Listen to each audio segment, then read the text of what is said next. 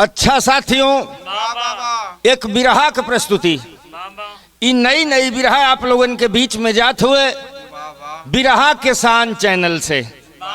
नया नया चैनल ही, और मैं उम्मीद करता हूं कि ये बिरहा आप लोगों को पसंद आएगी। चैनल को आप लोग लाइक और सब्सक्राइब करिएगा, यही गुजारिश है। भूमिका के अंदर कवि जी बतावत होन कि नारी का जीवन होता क्या है, कैसे है बाबू। आओ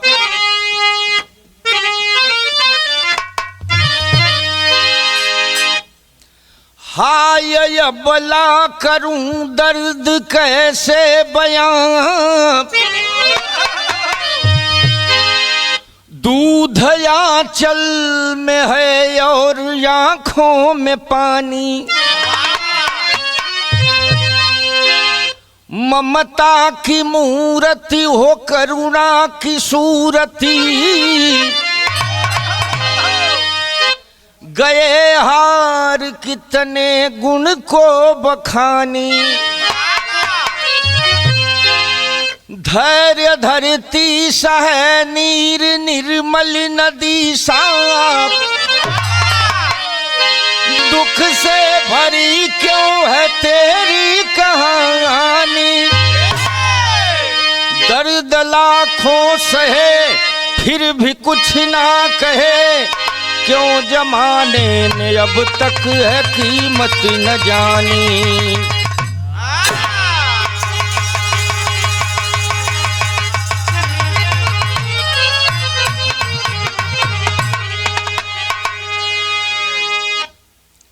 नारी की बड़ी महिमा है, लेकिन वह धरातल पर आज भी उतरी नहीं।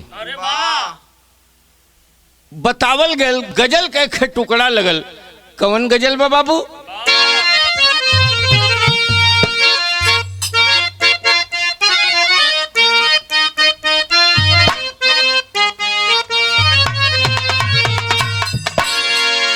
दिल के टुकड़े टुकड़े करके,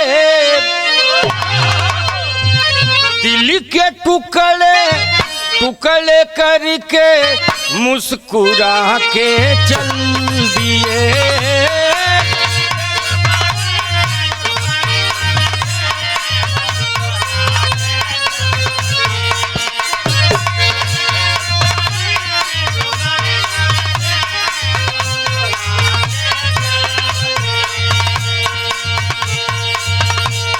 जाते जाते ये तो बता जा, जाते जाते ये तो बता जा, हम जिएंगे किसके लिए, दिल के टुकड़े टुकड़े करके मुस्कुरा के चल दिए।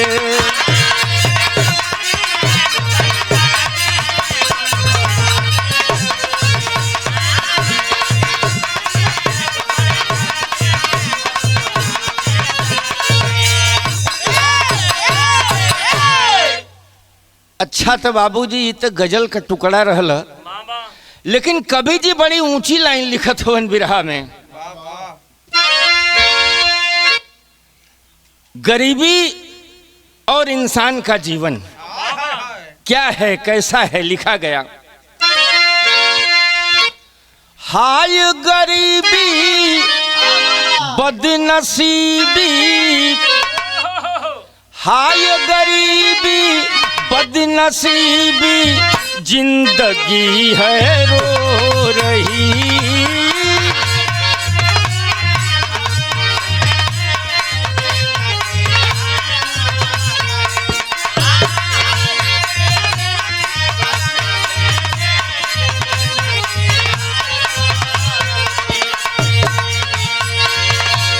नहीं राम ना दया धर्म है,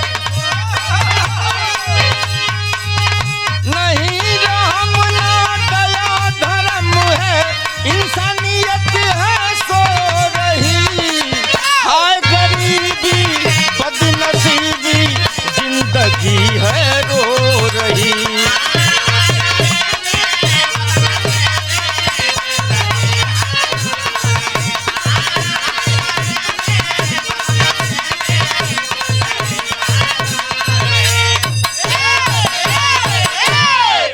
एक अजीबो गरीब कहानी। कहानी कहाँ का हुए, कैसन हुए, कवि जी बिरहा में शेर के भाव में लिखत होन कैसे।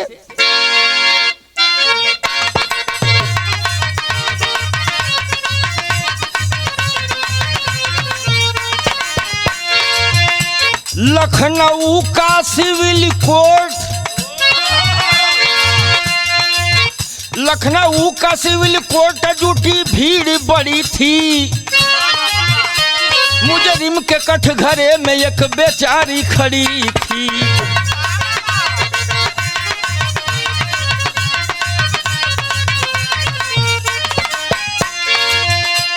आंखों में भरा आंसू थी गम की गोद में,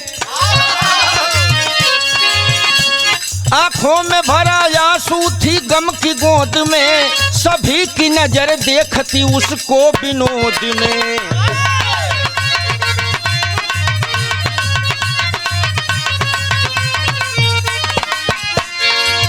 सामने खड़ा वकील जो दलील दे रहा, सामने खड़ा वकील जो दलील दे रहा। गुनाहों की सजा मिले अपील दे रहा।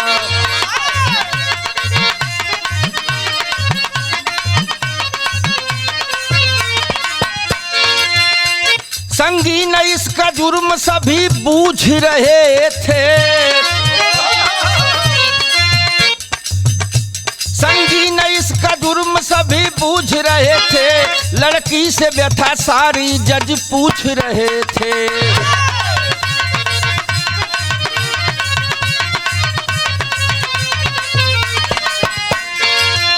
अच्छा साथी,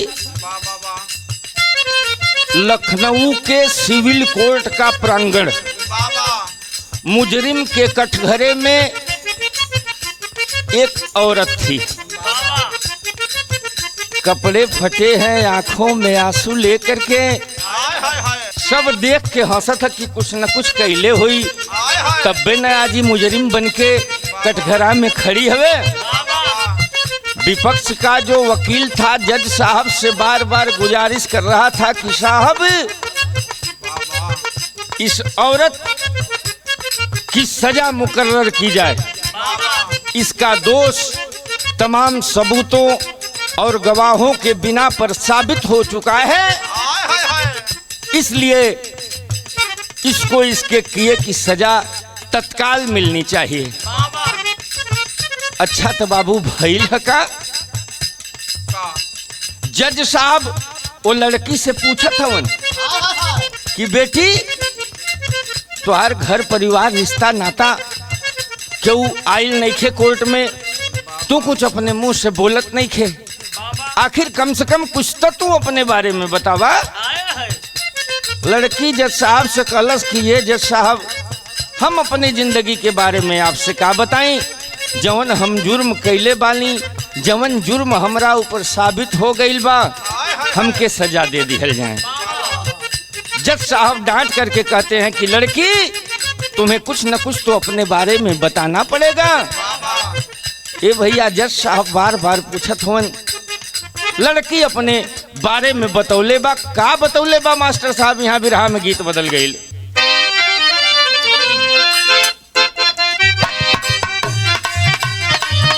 बाबा गीत उहे मिलल बाबू। गोरी तोरी अखिया बड़ी रे जान मारबा,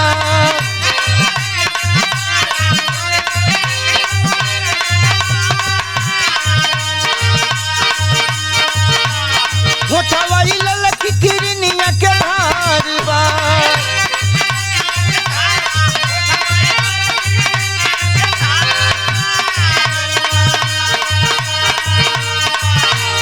बोले बालू रूपवा कमाल के करे जाओ, ले गईलू करे जावा निकाल के।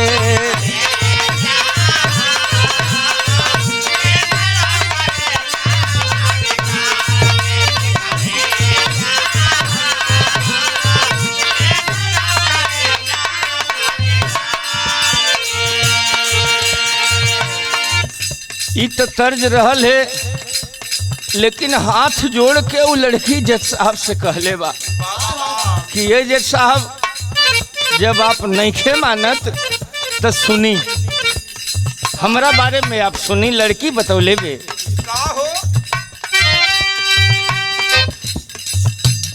गाँव बारा बंकी नाव किरण हमार बा,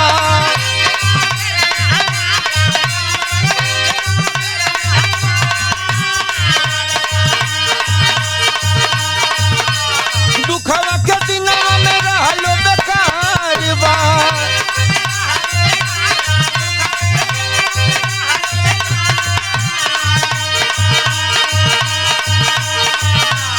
जियला भइल बा मोहाल हो। ए बाबूजी भइली गरीबिया जीव के काल हो।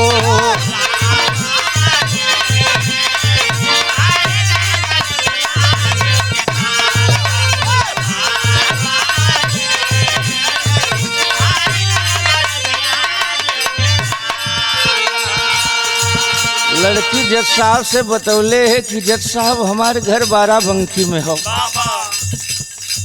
बड़े गरीब घर का हम है। बाबूजी हमारे मजदूर रहलन, गहन गरीबी में हमनी 2 बहन 1 भाई महतारी 5 जना का परिवार बाबूजी मजदूरी करके जियावत खियावत रहलन। बतौले बा लड़की अंतरे में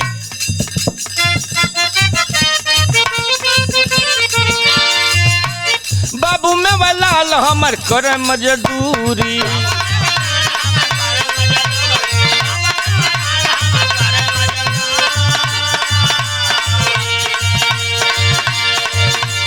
दिनमा बिताई साहब कई के सबूरी,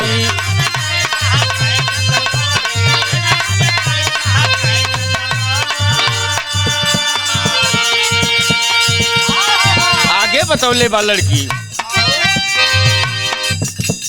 बाबू मरी गए सुना भैया संसार हो।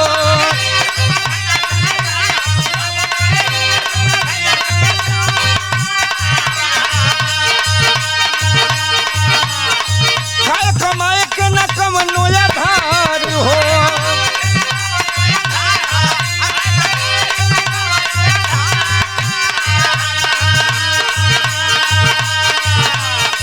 कैसे बताई हम हाल हो।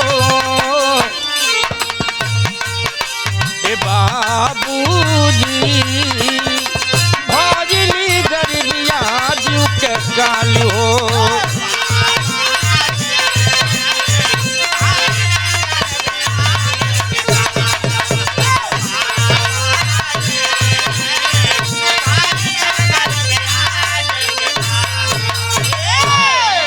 लड़की जज साहब से हाथ जोड़ के बतौले बा कि बाराबंकी की रहने वाली हूँ मैं साहब। बाबूजी का नाम मेवालाल था। बाबू मजदूर रहलन, विपते में विपत आवेले हे साहब। शाम के मजदूरी का के बाबूजी हमारा आवत रहलन घरे, अचानक तेज रफ्तार से आती हुई गाड़ी एक्सीडेंट कर देती है। बाबूजी मेरे जगह पर प्राणांत हो गया, दुनिया को छोड़कर चले गए बाबूजी। तो खिस्सा कहल गई है भैया कि घरे के जब गार्जियन मर जाने तो वह गार्जियन ही नहीं मरता है, पूरा परिवार मर जाता है। वो खास करके गरीबी के घरे, चाहे हमारे घरे की बात हो, चाहे आपके घरे की, चाहे समाज की बात हो, अगर वो इंसान गरीब है, गार्जियन गुजर गया घर काम, तो पूरे परिवार की मौत हो जाती है। साथी लड़की आगे बताती है, कभी जी बिरहा में विदेशिया का भाव लिखलन।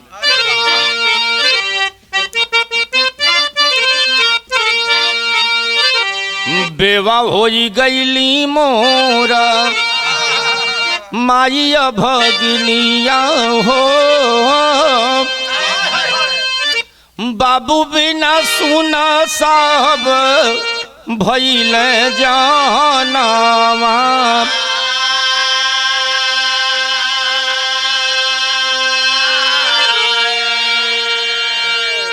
दुई रे बहिनिया में छोटा बीरनावा हो,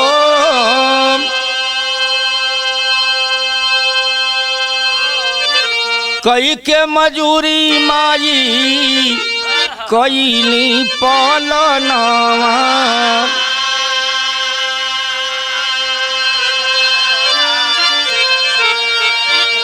धीरे धीरे बीतल जावा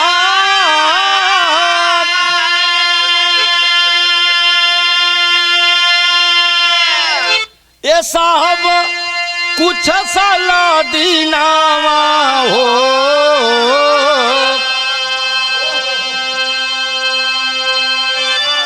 खेत बेची माई मोरा कैली कन्या दानावा।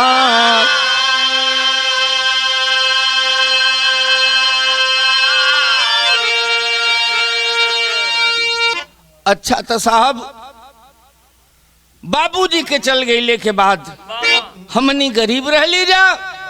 माई दूसरे के घरे में चौका बर्तन क के मजदूरी क के हमने के लालन पालन कैलस। दिन पंख फैला के बीते लगले साहब। धीरे धीरे हमार उम्र 18-20 बरिस के भइल। माई हमार सोचलस कि कहीं अपने बिटिया का हम शादी करब। तो शादी होई कैसे? हमरे बाबूजी के नाम पर मात्र 5 बिस्सा जमीन रहे। हमार माई वही जमीनिया के साहब बेच के हमार शादी तय कैलस। शादी कहाँ तय कैलस, कैसे तय कैलस, कभी जी बिरहा में गीत लिखत होवन।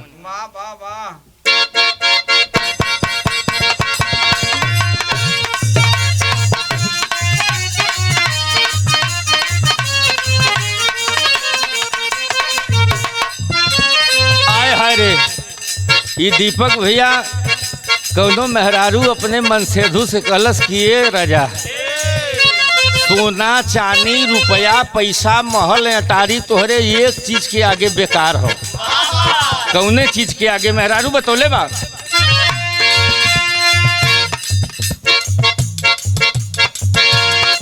झुमका झुलनिया हार हाथुली नथुनिया चाहे कजरा के धार।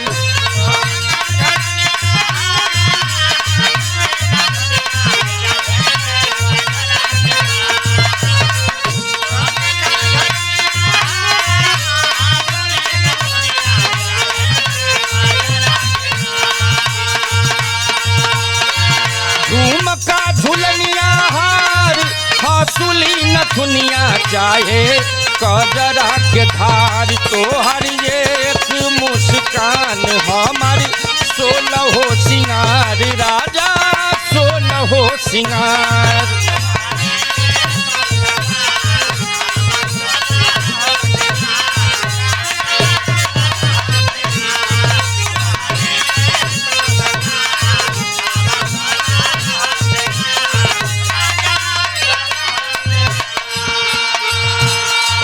उस औरत की बात पूरा कोर्ट का प्रांगण सुन रहा है। जितने लोग उस कोर्ट के प्रांगण में मौजूद थे सभी लोग ध्यान से उस औरत की बात को सुन रहे हैं। औरत जज साहब से बता रही है क्या? छोड़ी नाई हरवा हो आजिली ससुरवा तेजी माई के दुलार।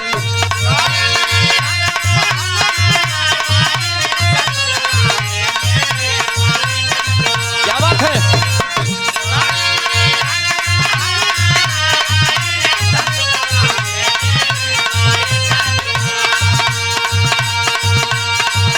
छोड़ी नाई हरवा हो आजिली ससुरवा तेजी माई के दुलार। जिंदगी भैली मुझियार पाई पियवा के प्यार पाई पियवा के प्यार।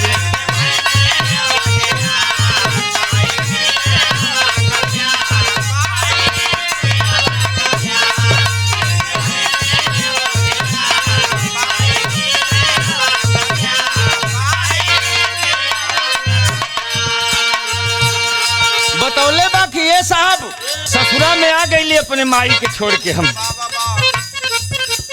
हमार पति जेकर नाम का रहे सोइया मनोज संगे बीत लागल दीनामा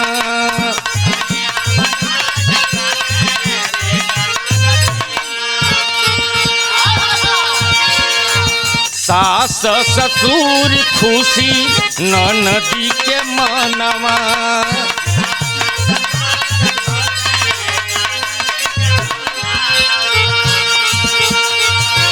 हसलियनवा हो भइल सुगनवा मिलल खुशिया पार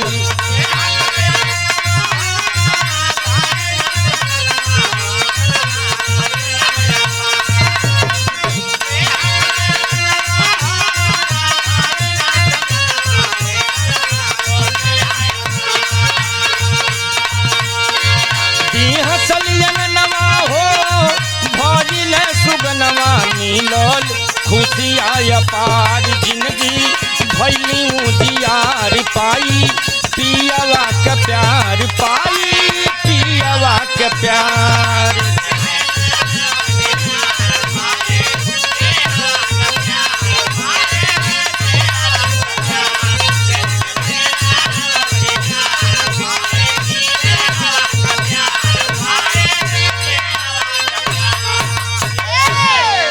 आए है रे लड़की जज साहब से बता रही है कि जज साहब अपनी माँ को छोड़ करके मैं ससुराल में आ गई। हमारे पति बड़ा बढ़िया रहलन, हमके ससुराल के लोग बड़ा बढ़िया मिलन, सास ससुर एक गो ननद रहे। हमार पति हमसे बहुत प्यार करें, पूरा ससुराल के लोग हमसे बहुत प्यार करें।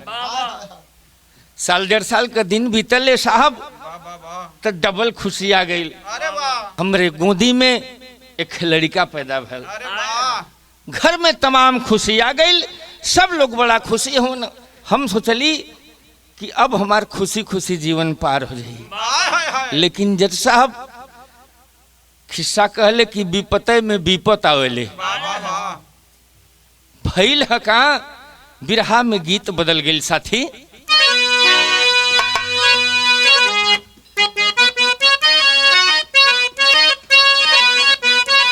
हरे गीत बड़ी पुरानी बा के कचौड़ी गली सुन कैला बलमू मिर्जापुर के कैला गुलजार हो। कचौड़ी गली सुन कैला बलमू। जब बुल्लू गुरुजी से हमारे गुरु आदरणीय विश्वनाथ गुरुजी से विरहा हो तो बुल्लू गुरुजी ढरका के बोले, हमारे गुरुजी तो ऐसा उठा के बोले।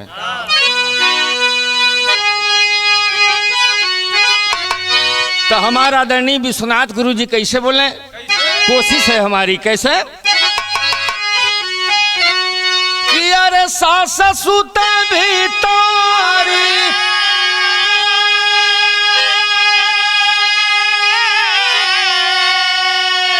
अजठानी सूते वो सरी की गगरी छुआ जाई रजऊ सैया हो धरा मावा नासा जाई गगरी छुआ जाई रजऊ।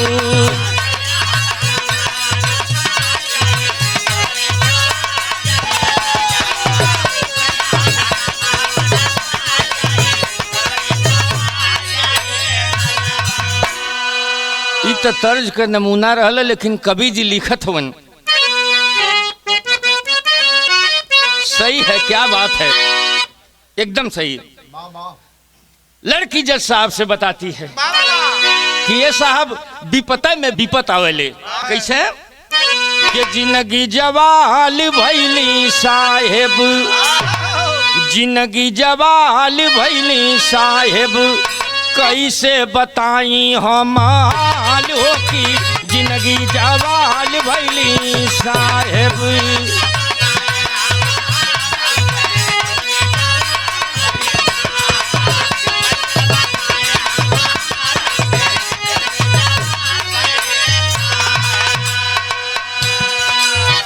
साहब जब हमरे गोदी में बेटवा हो गए, परिवार बड़ा खुश बा।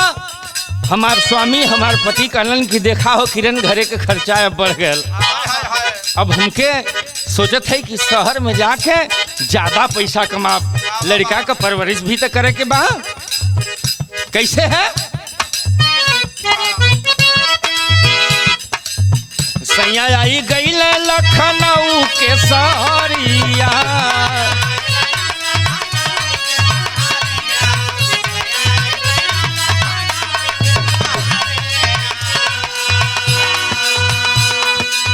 साथियन के संगे करे बदे हो नौकरिया की, जिंदगी जवाल भैली साहेब, जिंदगी जवाल भैली साहेब, बितली समैया 1.5 साल हो की, जिंदगी जवाल भैली साहेब।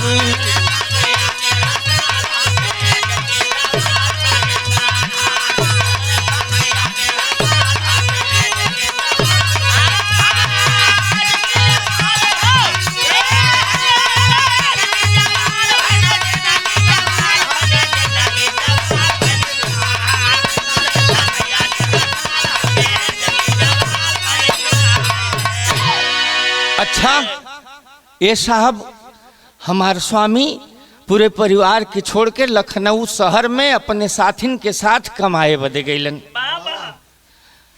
अच्छा तो जब शुरुआत में कमाए बदे अइले लखनऊ में तो घरे आवत जात रहे, फोन पर हमार समाचार लेत रहे, रुपया पैसा हमके भेजत रहे, पूरे परिवार का परवरिश बढ़िया से चलत हुए। अंतरे के भाव में वह लड़की बता रही है जज साहब से। क्या बता रही है बाबू?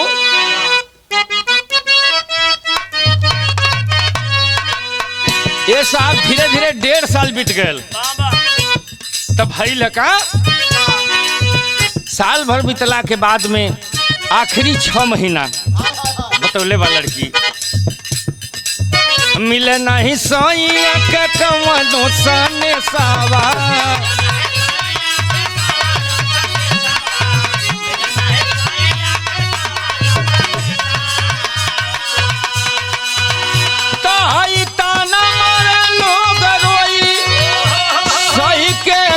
सवा की जिंदगी जवाल भैली साहेब, जिंदगी जवाल भैली साहेब, घरवा से बेहल निकाल हो की, जिंदगी जवाल भैली साहेब।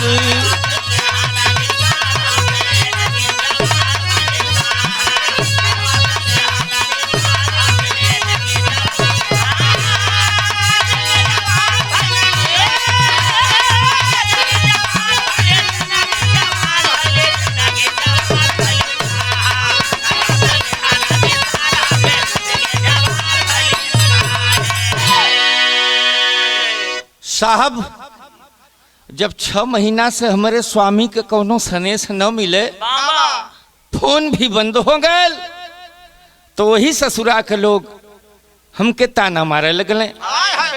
हमार सास कहे कि नागिन हुए, हमरे बेटवा के खा गई।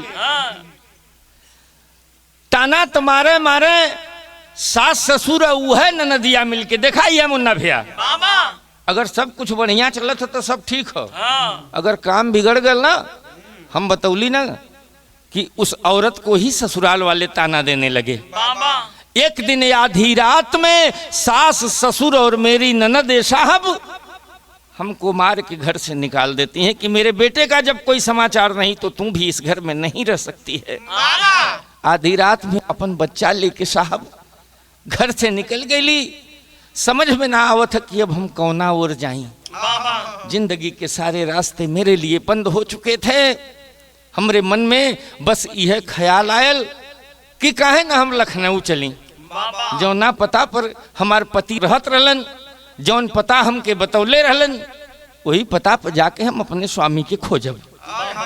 तो ये साहब हम गोदी में बच्चा लेके 1.5 साल का लखनऊ शहर में अपने पति के खोजे बदे आ गई। भइल हका बिरहा में टेरी का भाव लगल।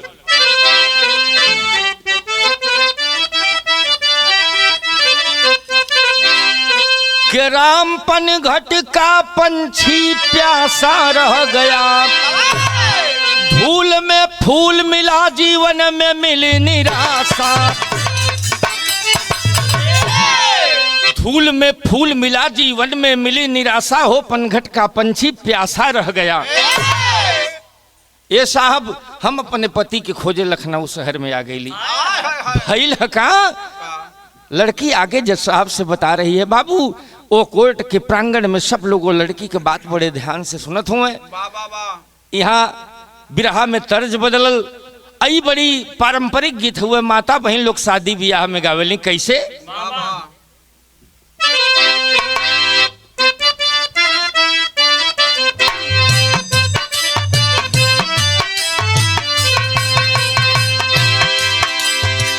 झाझर मालौआ जन छ वही हाये बाबा हो, झाझर मालौआ जन छ वही हाये बाबा हो, लाग सूरजावा के जोत हो।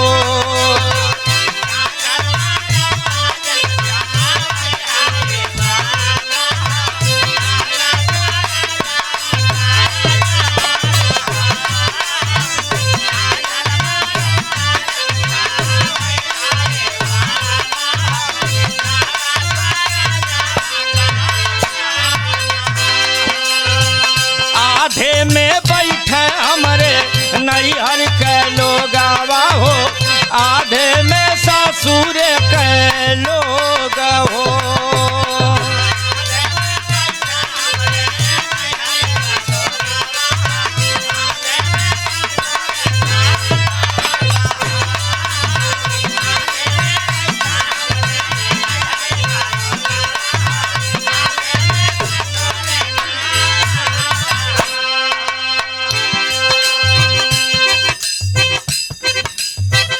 ई तो गीत रहल है, लेकिन कवि जी बिरहा में भाव में लिखत हुए, सैया के खोजत आई गईली सहरिया में,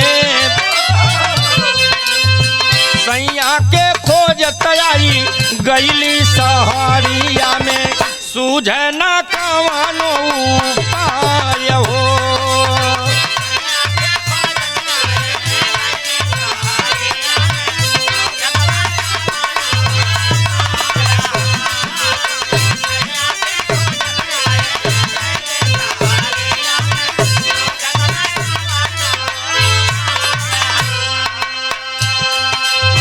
दुखवा का दिन लेके गोदी में सुगनामा,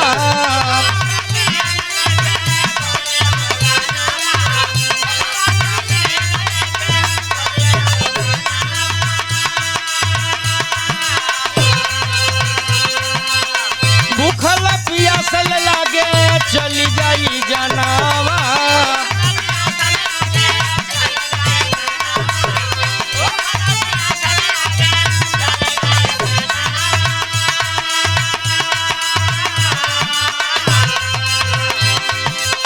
भिखिया मांगता रहली साँझ के समैया में, भिखिया मांगता रहली साँझ के समैया में, से गईल भेटाय हो।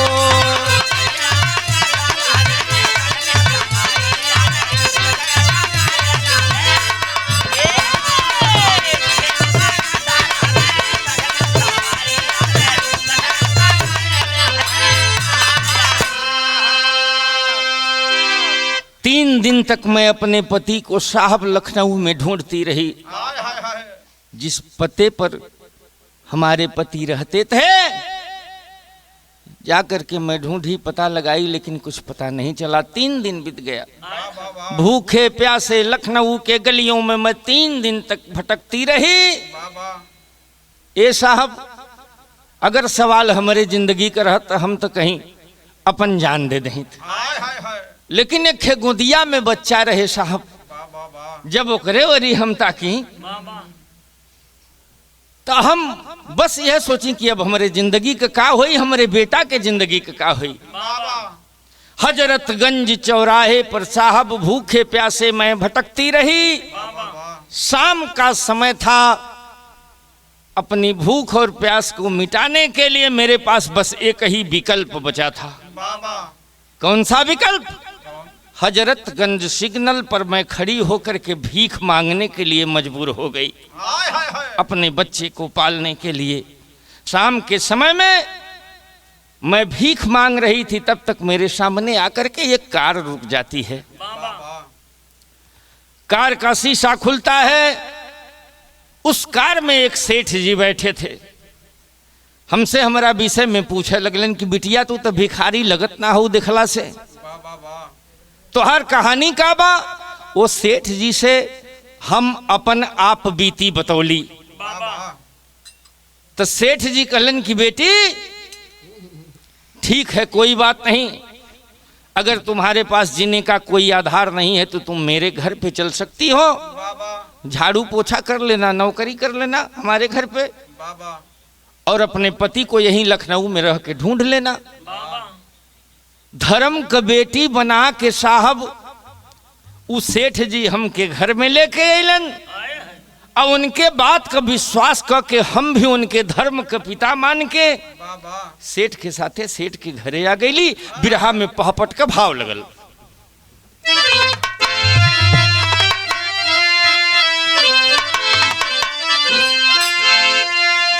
सेठ जी लेके अइला निज भवनवा जनवा गाढ़े में, आ दिल का सारा टूटल बायर मनवा जनवा गाढ़े में।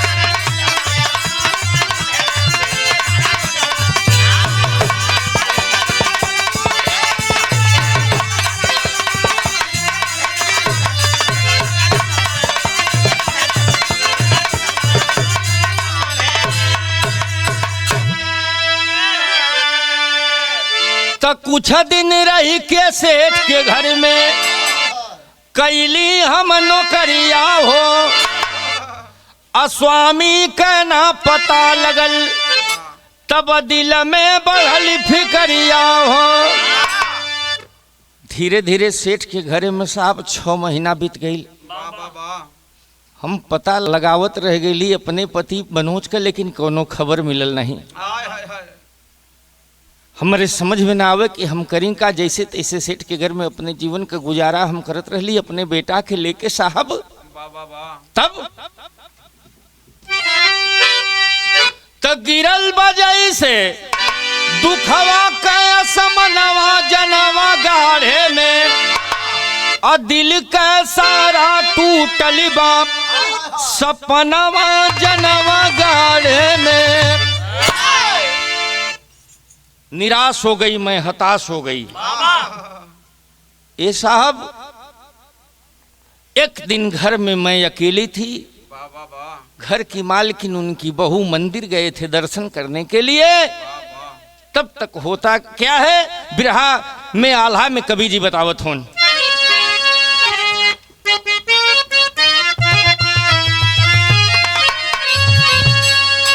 जवन देशवा में पैदा भइले कन्हैया ये भैया,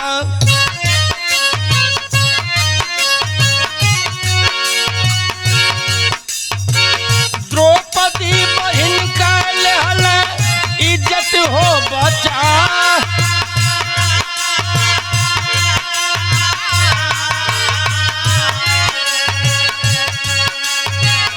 आज वही देसावा में घर घर दुशासन भैया,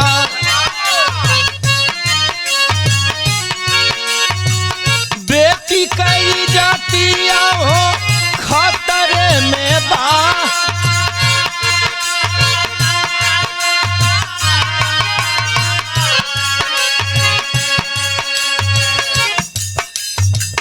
एक दिन घरवा में रहली अकेले साहेब,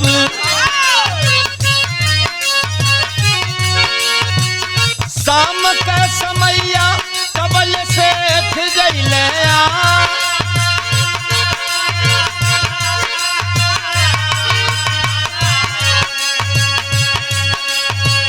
कइले ससतिया लूटी लिहल इज्जतिया साहेब।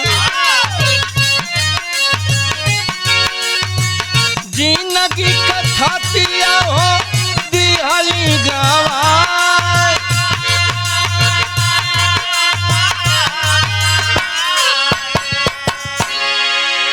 जज साहब शाम के वक्त में घर में अकेली थी, कोई नहीं था। वह सेठ हरामजादा अपने घर पे आता है अपने कारखाने से, जिसे मैं धर्म का पिता मानती थी, जिसके बात पर मैं विश्वास करती थी, जिसको अपना सब कुछ मान करके मैं जिसके घर में आई थी, विश्वास नहीं रहा साथी। अब जमाने में कौन किस वक्त क्या कर देगा भरोसा नहीं रहा। गिड़गिड़ाती रही मैं साहब, आकर के जबरदस्ती वह हरामजादा सेठ मेरी इज्जत को लूट लिया, मेरी अस्मिता को भंग कर दिया। ध्यान देंगे साहब, एक औरत के लिए उसकी जिंदगी में मर्यादा ही सब कुछ है। अगर मर्यादा लुट गई तो उसका अस्तित्व खत्म हो गया। आल्हे के भाव में आगे लिखे के पड़ल, आधी रोतिया में छोड़ी दिहली भवनवा साहेब, सेठ झूठी केस कैले थनवा बजा।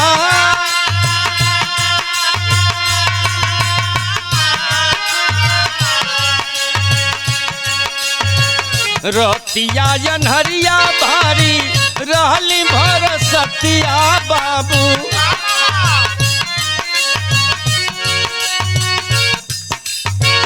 गोदिया कहिरवा हमर गइल हेरा।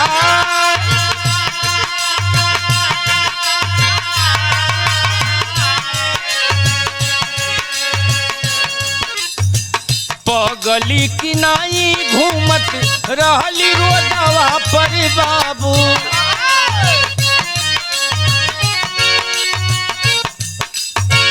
पुलिस के हाथे हम गइली धरा।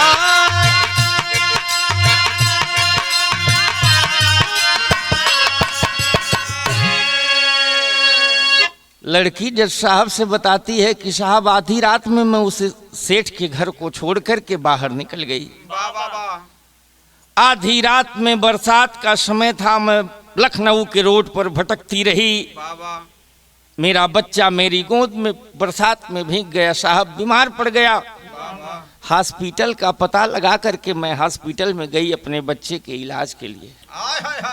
मेरा बच्चा बीमार पड़ गया साहब, मेरा बच्चा भी नहीं बचा, मुझे छोड़कर चला गया। मेरी इज्जत लुट गई, मेरा बेटा नहीं रहा। जिंदगी में अब हमरे बदे बचल का है साहेब, जवन सजा बनत हुए आप दे दा, हम जेल में रहब। कम से कम 2 रोटी मिली था, बाहर के भेड़ियों से कम मुझसे भेंट तो नहीं होगी। ध्यान देंगे साथियों, भारत का इतिहास है, नारी की इज्जत बचाने के लिए यहाँ इंसान नहीं, पक्षी भी नारी के मर्यादा को बचाने के लिए अपने जान की कुर्बानी दे दिया था। जटायु सीता जी की मर्यादा को बचाने के लिए, लेकिन यहाँ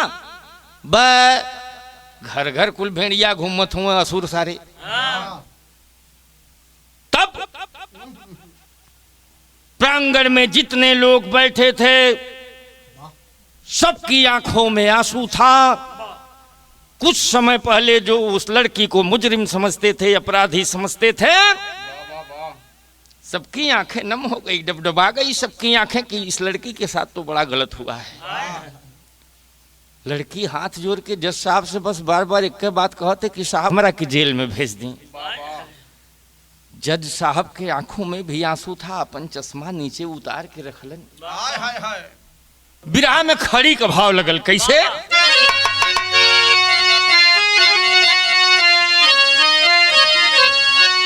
तो सुन के सबही के हिया में हो उठैले पीरावा, तब बोला जी अब कैसे गोदी के गवा के हिरावा।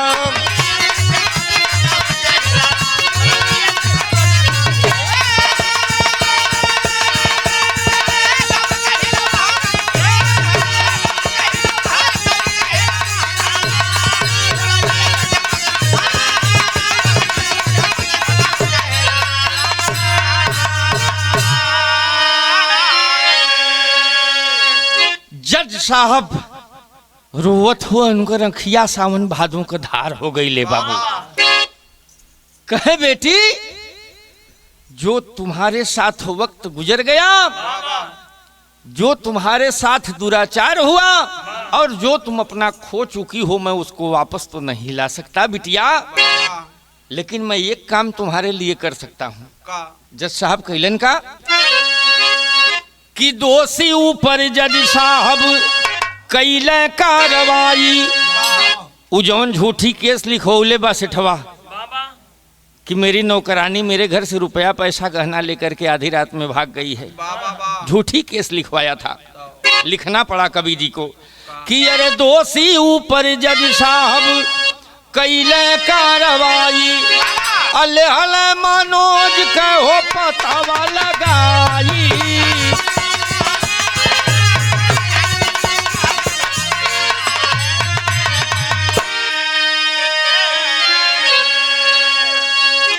किरण के पति मनोज का पता जज साहब लगवाए। फैल का तो देखली सैया का सूरतिया सब धरावे धीरावा। तब बोला जी अब कैसे गोदी के गवा के हीरावा।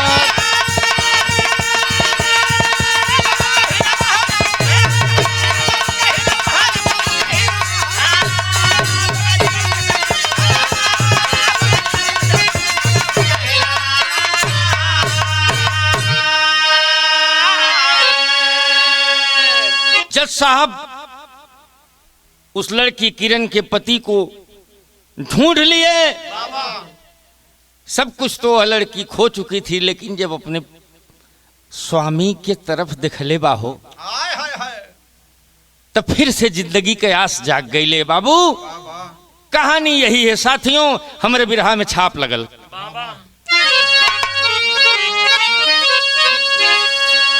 कि गुरु बिहारी गुरु रमन गुरु भगती का पैगाम।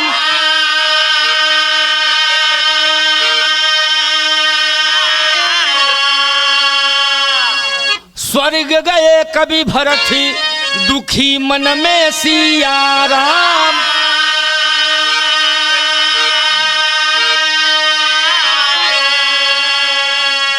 हो पनघट का पंछी प्यासा रह गया।